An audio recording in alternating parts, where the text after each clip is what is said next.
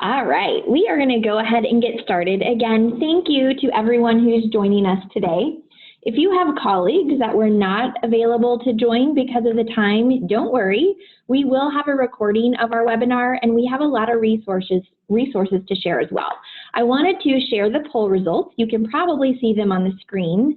It looks like CTE instructors are our biggest attendees today. There's a lot that you're going to learn, and then there's a lot for our exam proctors.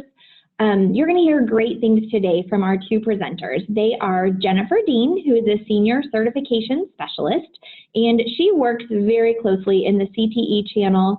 She works on bringing new customers into CTE exam certifications. She helps onboard. She really is an expert in all the ins and outs and how to plan your test, which is exactly what she's going to share with you today. And we're also going to be hearing from Kelly Levin. And Kelly Levin is our Client Care Specialist Supervisor. She is the one who is taking a lot of phone calls during exam season, really helping everyone troubleshoot, problem solve, and make sure that your exam runs smoothly. So today, again, we are going to talk about 6 steps to have the best test yet. And with that, I do want to give a few housekeeping announcements. Everyone is muted, so if you are trying to talk during the webinar, we won't be able to hear you, but we are going to have plenty of time at the end for Q&A. So feel free to type your questions in the chat, and we will get to as many of those questions as we can answer.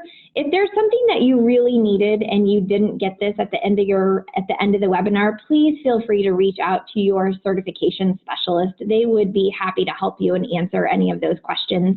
And then another thing that I would like to share is at the conclusion of the webinar, within the next 24 hours, you will get an email that will give you a link to some of the resources that we're sharing. So we're going to make sure that you're well taken care of and that you're very comfortable with testing season.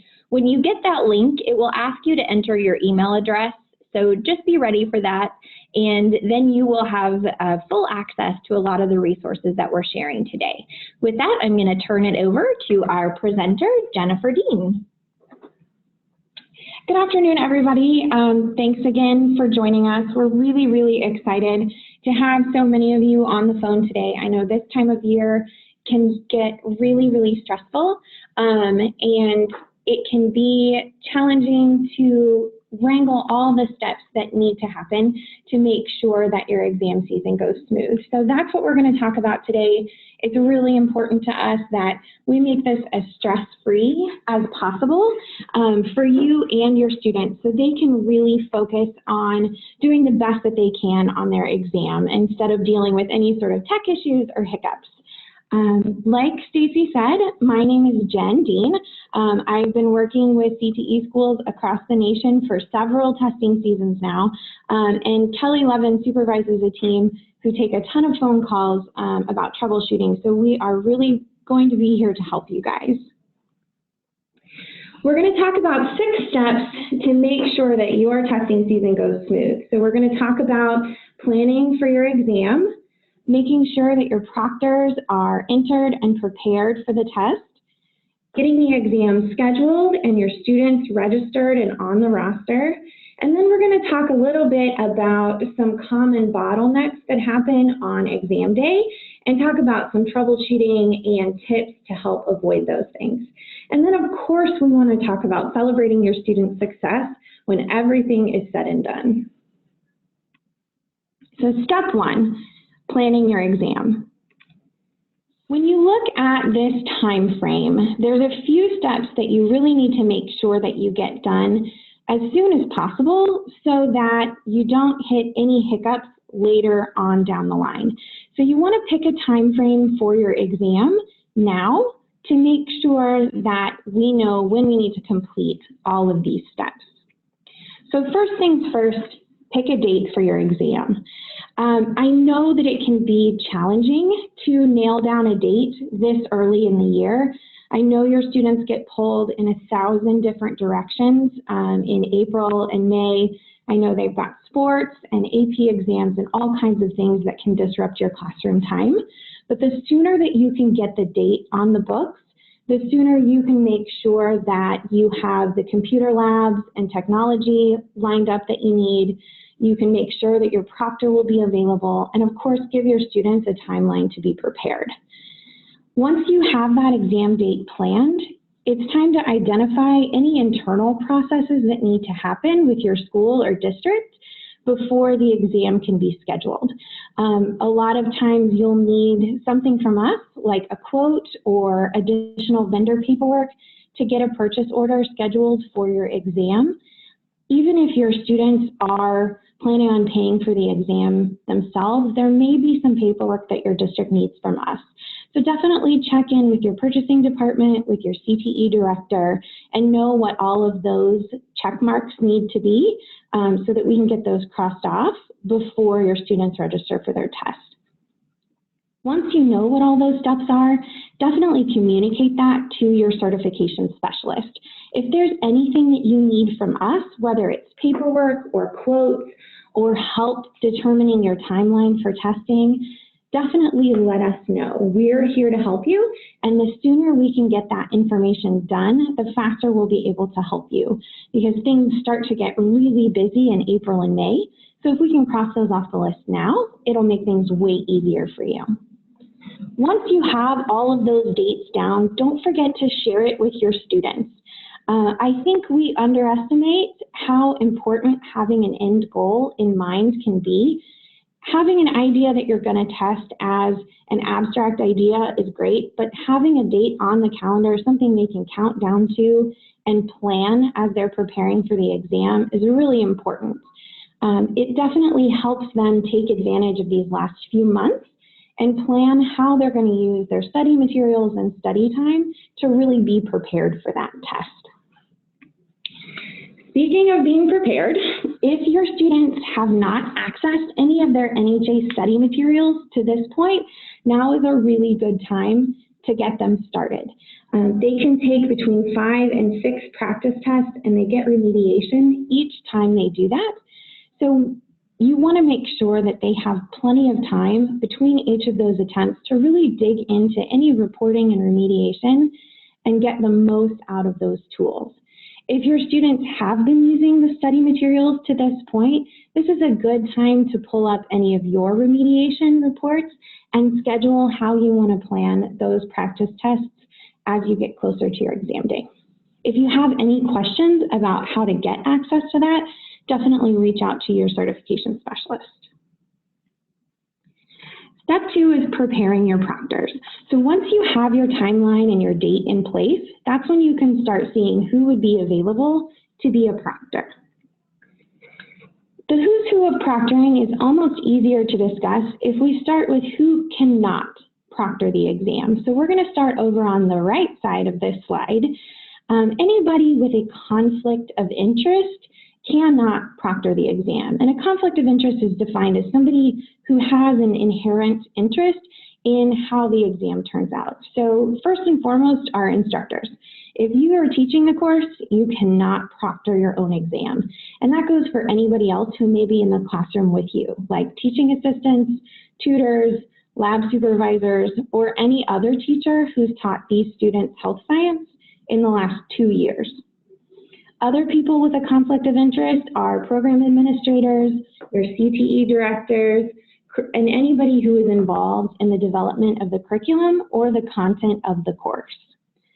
And then, of course, anybody with a vested interest in any of the particular students that will be taking the exam, like family members, friends, fellow students, and career counselors, are also off the list. That leaves a pretty big pool of people who can proctor the exam.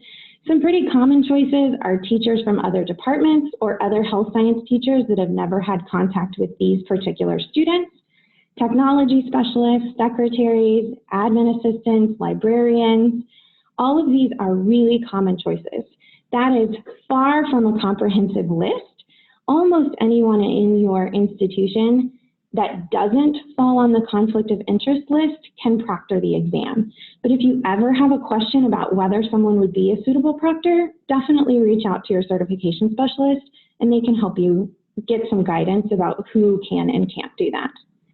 A couple of important things to take note of. The ratio of proctors to testers should be at maximum 1 proctor to every 25 students. That means if you're planning on having more than 25 students, it's really important that you plan ahead for that. Whether it means that you have more than 1 proctor or plan for more than 1 exam session, you can absolutely do that. You can have a morning and afternoon session, or A day and B day, or have multiple proctors in the same room with your students. People who have taken the exam within the last 6 months cannot proctor that same exam. So if you have any health science teachers or anyone at your school that has sat for that exam recently, make sure you select someone else to proctor the exam. And then if you or anybody else who works at the school wants to take the exam, they're welcome to do that if they meet the eligibility requirements, but they can't take that exam on campus. Even if they scheduled a separate session without students, they still have to go to a third-party testing center to take that test. So once you've identified who can be a proctor, then it's time to make sure that they have access to the NHA system so that when they log in on exam day, they can access those materials. So on the NHA page, you'll log in, and over on the left, you have a link that says Manage Users. If you click on that, you're going to see a list of everyone who already has access on your institution's page. If your proctor is already on there, you don't need to add them a second time. If not, hit the Create New button, select Proctor, put in their first name and last name. Make sure this is exactly how they normally type their name, because it'll be really important for them to type it exactly as it is when they log into Proctor. Put in their email address and make sure it matches both times, and click Add New. From there, you'll look for your school on the organization drop-down menu. If you have someone in your district who's planning on proctoring exams at more than 1 school, you can add multiple institutions here at this place. Make sure you select all the exams and hit Add User, and they'll be added to the NHA system. From there, they'll get an automated email from the NHA system with a link to log in, create their profile, and complete their proctor training. To complete their proctor training, like I said, they'll get that email, they'll log in, and there's a notification on their NHA homepage that's really hard to miss. It's hot pink and right across the top of the screen that says you need to click here to complete your proctor training. It doesn't take a terribly long time to complete, only about 10 to 15 minutes.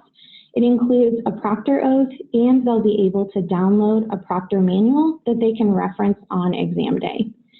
We recommend that they do this about 2 weeks before the exam, if not sooner. As soon as you know who your proctor is going to be, you can add them to the system and they can complete this. Just make sure they write down their password. If they are completing their proctor training 3 months in advance, they may not use that password again until exam day. So it's really important that they write that down. One of the most common calls that we get is, I can't get logged in, and it's almost always because they can't remember their password. So definitely make sure they write that down somewhere where they'll be able to find it. So at this point, you know your exam date, you've got your proctor lineup. It's time to actually get your exam on the books and schedule that with NHA. You can actually schedule your own exams online through your NHA portal. So when you log in to your NHA page, you can see a link over on the left that says Request New Exam. If you click on that link, it'll give you the opportunity to schedule your exam here on the website. You put in your exam date. Both exam time and purchase order number are optional.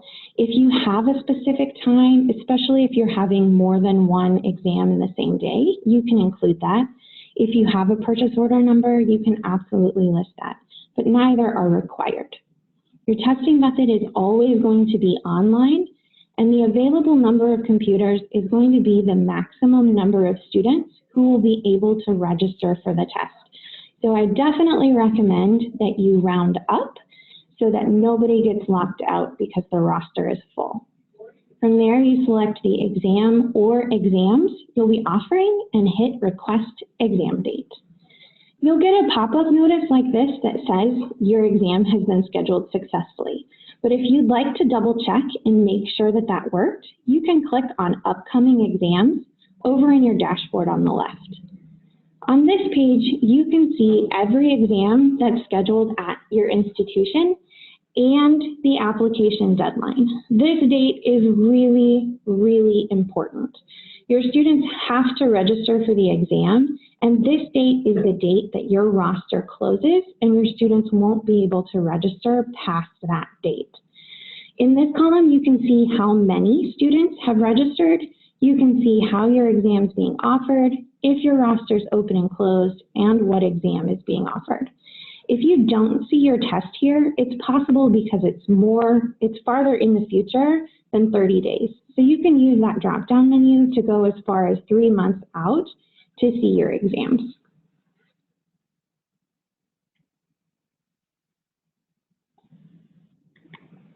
So step 4, once you have your exam on the books, your proctors locked in, it's time to get your students registered. So looking at the second half of this time frame that we have laid out here, there's a couple of important dates on here to note. I mentioned the registration deadline. I'm going to mention it again. I'll probably mention it another time before we get off.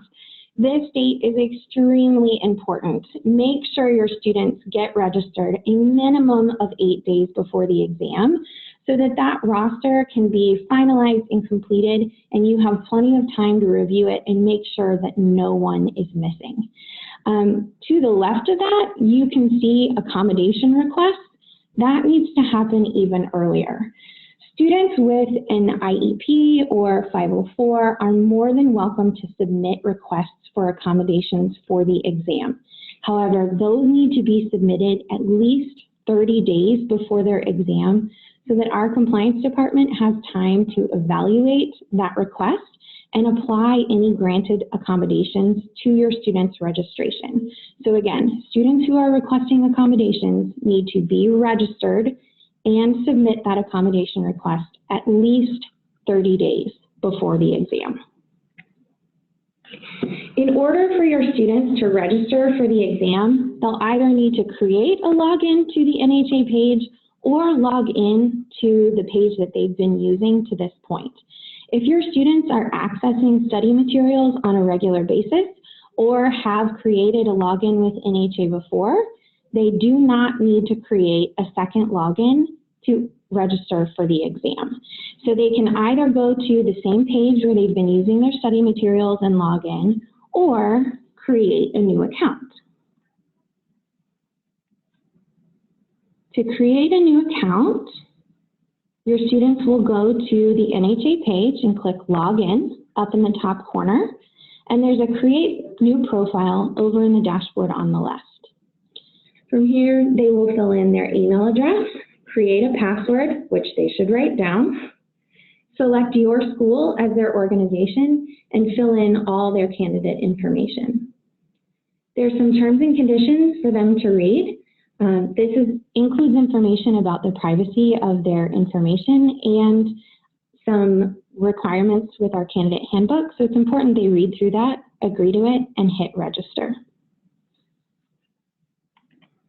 A couple of things that I would note as your students are creating their accounts, please make sure that they use their legal name or the name that appears on their ID.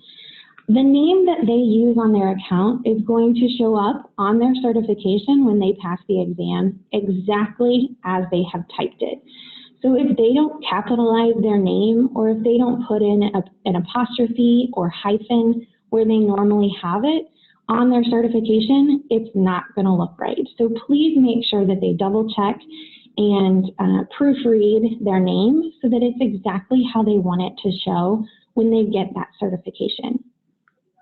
When it comes to what email address they're going to use, they're more than welcome to sign up with their school address. That is very common. But please make sure they know at the end of the year, they really need to update that to a personal email address. These certifications are good for 2 years, and they have to complete continuing education in order to make sure that they're able to renew that in that 2-year timeline. We send a lot of communication to our certification holders about completing continuing education, making sure that they renew their certifications and other opportunities that are available to them. And if they use their school address and it is deactivated after graduation, they won't get any of that communication. And once again, make sure they write down their password. A common problem that we have is even students that are using their study materials and are logging into the NHA page almost every day aren't typing their passwords every day because they use a browser that will auto-fill in all of their information. So then if they switch computers or use a different device on exam day, they may not have typed their password since the first time they logged in. So definitely make sure somewhere in their notebook or school paperwork that they have that information written down. So come exam day, they're able to log in and get started stress-free. Once your students are registered on the NHA page, it's really easy for them to register for the exam. They can click that bright orange button right in the middle that says apply for an exam, or over on the left, there's also a link that says apply. They can access that from either place. Once they hit apply, they'll be offered any exams that are available at your institution, and they'll pick the exam they'll be registering for. Make sure they read this attestation closely. Several of our exams have specific eligibility requirements, and there's information in here about the requirements for high school graduation. So it's really important that they read that and agree to it. From there, they'll select their exam date. Most of our institutions will only have one exam date listed, and it's not always obvious that you have to click on it to continue. Once it's successfully selected, it will turn green and have that check mark. From here, they go into the first half of the checkout screen. They'll include all of their demographic information, and if your school is purchasing the exam on students' behalf, this is where they will put the discount code that you get from your certification specialist. If you can't find that code, double check your invoice. It should be listed there, or contact your certification specialist and they can get that for you. Once that code is in there, they can hit continue checkout, and it will take them over to the payment screen. Even if students have used a discount code, it is still going to take them to this checkout screen. If your students are paying for their own exams, this is where they will list their credit card number. They can also use a debit card. If they're using a discount code, that payment field will not be there, and it will show their balance as 0, and they can hit purchase to complete their registration. Once your students are registered for the exam, if you want to double check and make sure that they've completed everything successfully and they've gone all the way through the steps, you can do that on the website by checking applications. A really common question that we get is, I've clicked on my roster and none of my students are listed. Your roster will only show students once your exam registration is closed. So we talked about that exam registration deadline. Until that date passes, your roster is going to appear blank. So to check if your students have registered, you click on Application. So over there, highlighted on the left in orange, you see where to find that link. And you can sort this by exam day and certification if there are multiple classes or multiple groups of students that are applying for the exam and you're looking for yours. Once that roster is complete and that registration deadline has passed, then you can check and approve your roster. So again, highlighted in orange over on the left, you see where you can click on Rosters under Exams. You can sort this by date and certification and see all of your students listed. From there, you use the checkbox over on the left to approve those students. This is a great opportunity for you to double check and make sure that no one is missing and that there's no one listed that is not supposed to be there. If you see any students who have not met eligibility requirements to sit for the exam or who should not be registered, that is a really good time for you to remove them from your roster. We talked briefly about accommodation requests. Again, students have to do that a minimum of 30 days before the exam, and I'm going to show you how they do that. Up in the top right-hand corner of the web page, there's a link that's called Help Center. From there, they'll click on the Forms button and find an accommodation request form. All of the instructions to submit this form are listed on it, including where it should be sent and what documentation needs to be included. Typically, if your students have an IEP, that's the documentation that's required, but it is listed on that form, so you can help them double check and see what they need to submit. Because a lot of the information on these forms should be confidential, this is not something you send directly to your certification specialist. There is an email address, fax number, and mailing address listed on here where you can send this directly into our compliance department to be evaluated to make sure that your students' private information stays private. So at this point, we've followed almost all of our steps, right? We've planned the exam, we've got our proctors ready, our students are registered, the exam is scheduled. So now it's time for the big show. It's exam day. At this point, your proctors have already gone through their proctor training and should have a pretty good idea of what they're going to be doing on proctoring day. So what we would like to do is talk about some of the common bottlenecks or problems that people encounter on exam day and talk through some tips to help avoid those or resolve those situations when they happen. To do that, I am going to loop in our resident expert, Kelly Levin.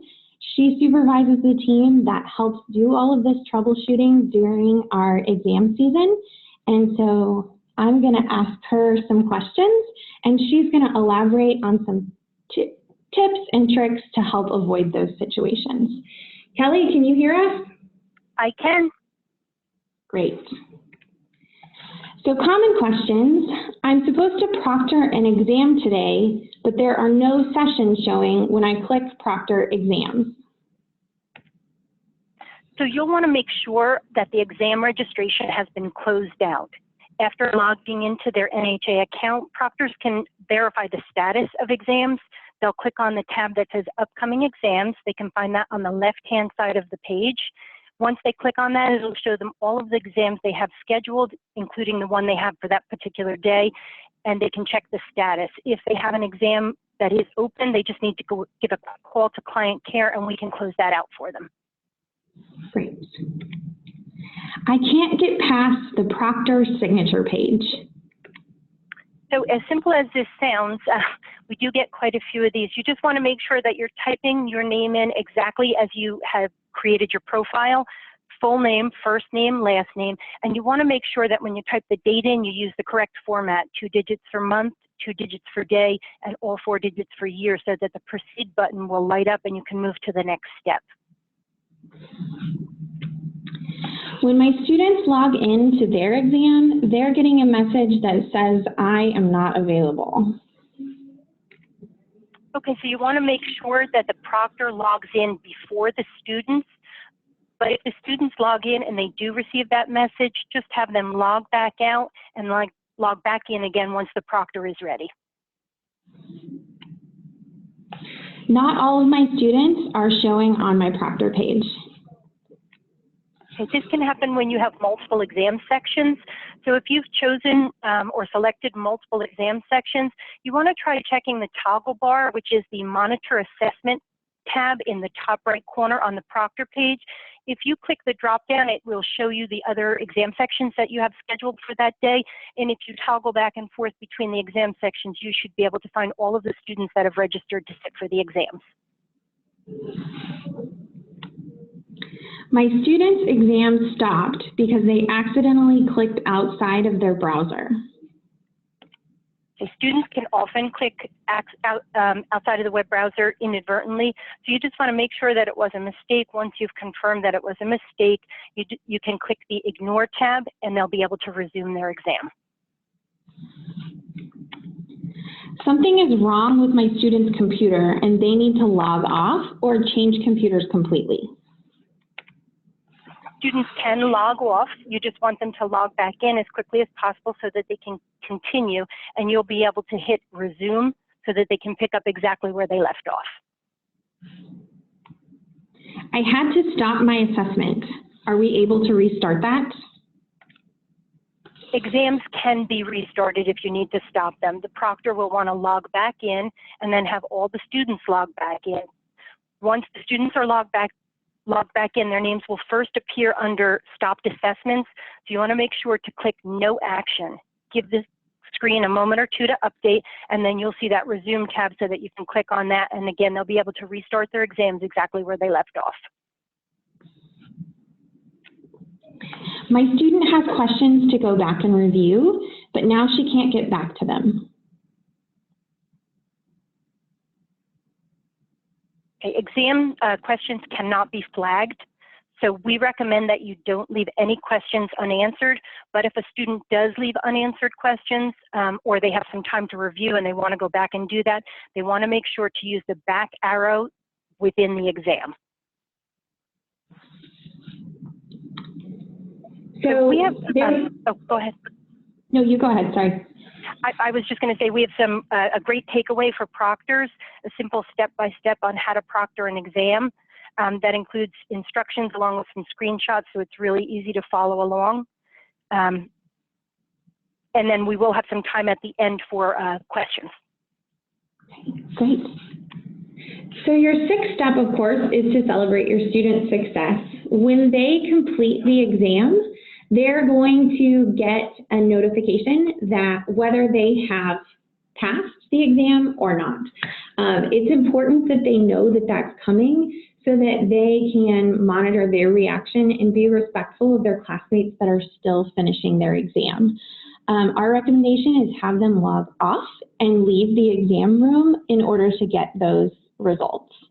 And of course, it's something worth celebrating. We want to hear about your student success. Absolutely share those success stories with us. All right. Thank you, Kelly and Jennifer. We are going to take the next few minutes to answer some questions.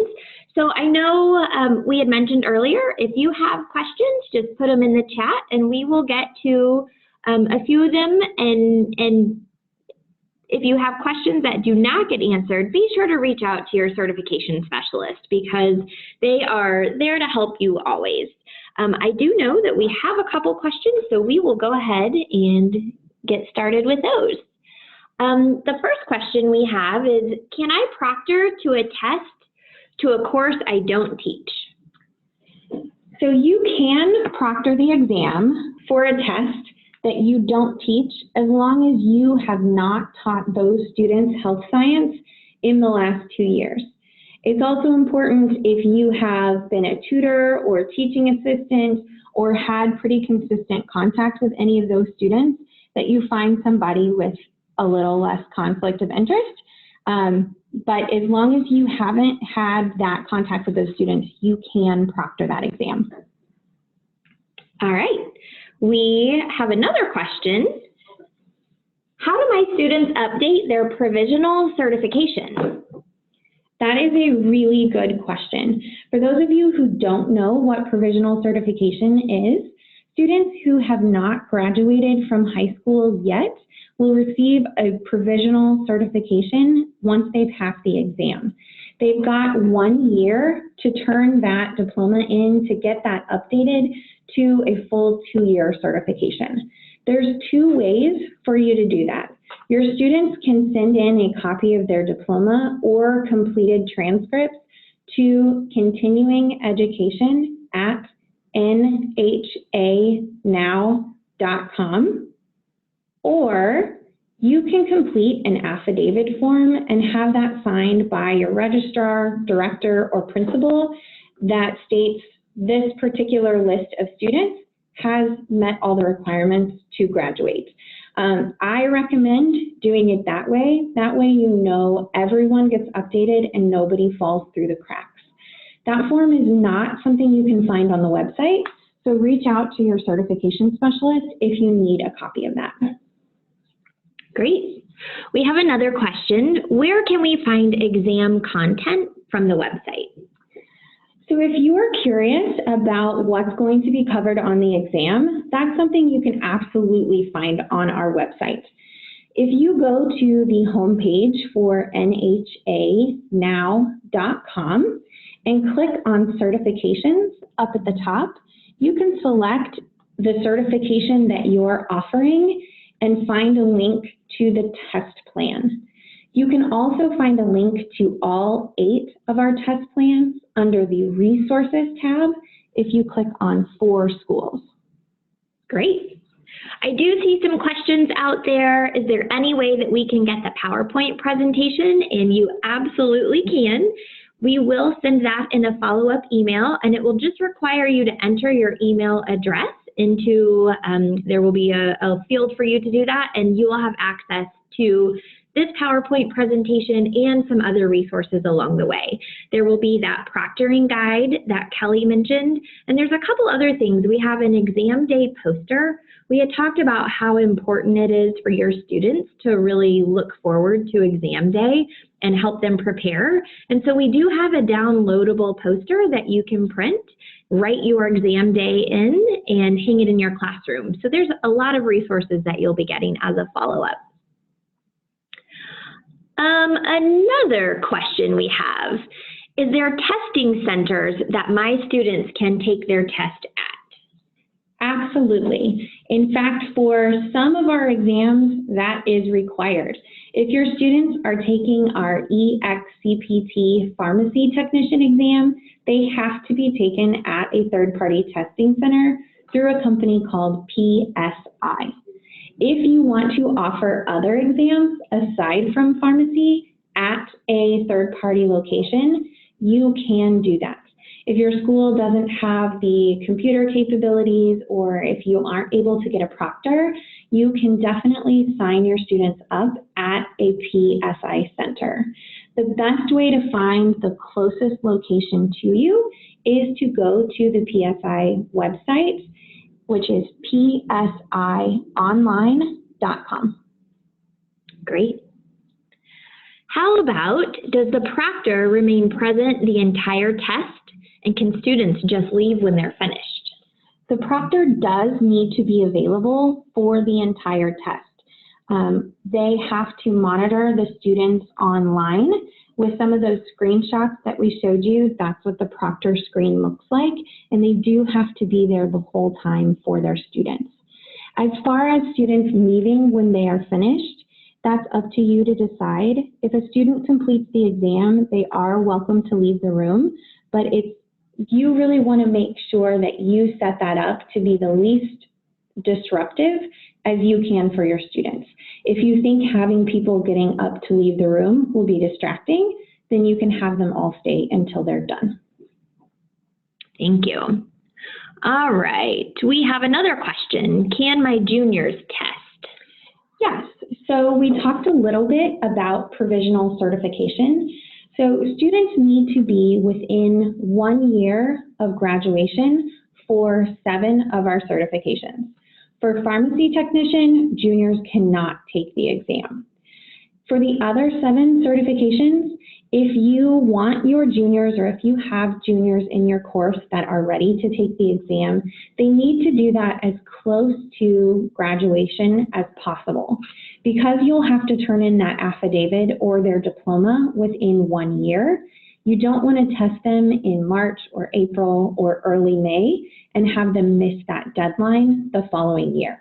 If they don't turn in that paperwork within the year timeline, they do have to take the test a second time to reinstate their certification. We have a question. Can you review the steps to take if a student is absent the day they are scheduled to test? Certainly. So it is possible to reschedule a student's exam if they're registered for an exam date and miss it. It's up to you how you want to have them reschedule that exam. If you're able to get a proctor available and offer a makeup exam date at your institution, we can definitely help you get that scheduled.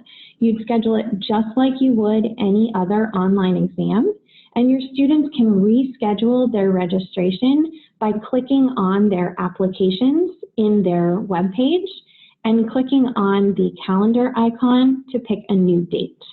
You do have to have the date on the books before they're able to reschedule that.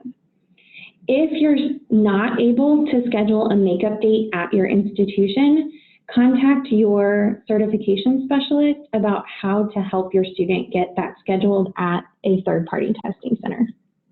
Great. Another question, do students see their scores when they are done, or does the proctor just see them? Kelly, I'm going to defer this one to you. Do students see their scores? They do see they see whether they were successful or not, yes. And the proctor only sees it if the student agreed to that when they registered. All right. How about what resources do you recommend other than the website, books, etc., and how do we get them? So because we are the testing administrator, we have to be pretty careful about recommending things like books and outside resources. We, of course, recommend that they use the NHA study materials, practice tests, and online learning modules. But if you're curious about some of the resources and references that we used when we were creating the exam and study materials, we can get you a list of those. You can access that from within your study materials under your resources icon, or you can reach out to your certification specialist to get a link to that. Great. We are going to pull up a few more questions. Other than the weighted score, how can we give students a numerical score for their grade?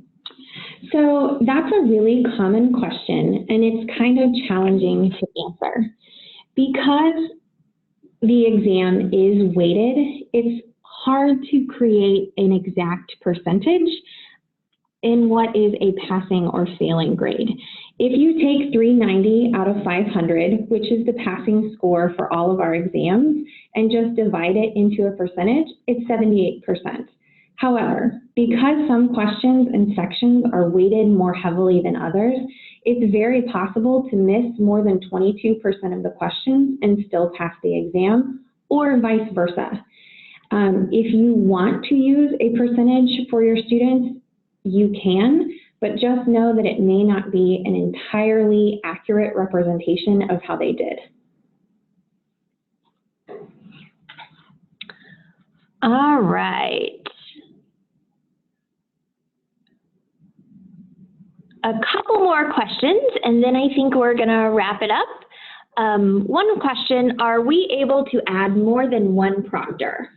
Absolutely, especially if you have more than 25 students or are doing multiple exam days, or if you have students that have accommodations like a reader or a separate room, you will need more than one proctor. You can add them in the system the same way that you add the proctor the first time, and they can open exam sessions at the same time. Another question, how often do students receive the wrong exam through your system, like the, How often do students receive the wrong exam through your system, like the medical assistant, instead of the CMAA exams? I would say that is extremely rare. If you're purchasing exams in advance for your students and they use one of those discount code vouchers for the wrong exam, it won't work. It will not let them register. If they're paying for the exam on their own, the only way they would be able to choose the wrong exam is if you have a different exam scheduled. So if you have students that are taking the CCMA and students taking the CMAA, definitely make sure your students are very careful about which exam they're selecting. The only time they would have the wrong exam in front of them is if they're registered for the wrong exam. All right, we are going to take 2 more questions, and then we are going to wrap up our webinar today. First question is, what grade would be a good indicator on a pretest on how they will perform on a certification test and if they should sit for the exam? So that's another really common question. Our practice assessments are not considered pretests. They are a really good study tool and practice for the exam, but they're not always used to indicate how successful a student will be. For some of our certifications, we've added some new remediation tools to help you determine that. Our medical assisting and pharmacy technician now have a tool called Vitals to help indicate your student's level of readiness. In terms of grades for an indicator on a pretest, it is once again kind of challenging, but that passing range in a percentage-wise with the weighted grade is 78. So a lot of my schools will use that 75 to 80% as an indicator, but that's not something that NHA says has to be done for your students to sit for the test. All right. Our last question of the day is, do students register for practice tests in a similar way as they do for their final exam? They do not. So for students to have access to the practice test, there's 2 ways for them to get that access. Either it's something that you purchase on their behalf and you create a course that has those materials included, or they can purchase the practice exam on the website. Those practice tests do not have to be proctored, and you do not have to schedule them ahead of time for your students to take that test. If you want to have a practice test as a mock exam and have them get a feel for what it's like on exam day, you can offer it in class and have someone sit and proctor it, but you do not have to schedule it that way. All right. Well, Jen and Kelly, I want to thank you for being our host this afternoon and sharing some great information. If you have additional questions, again, please feel free to reach out to your certification specialist. If we couldn't get to your question, I apologize. We will be sure that somebody helps get that question answered for you. Be on the lookout for an email with some wrap-up resources, and I hope you guys have a great rest of your day.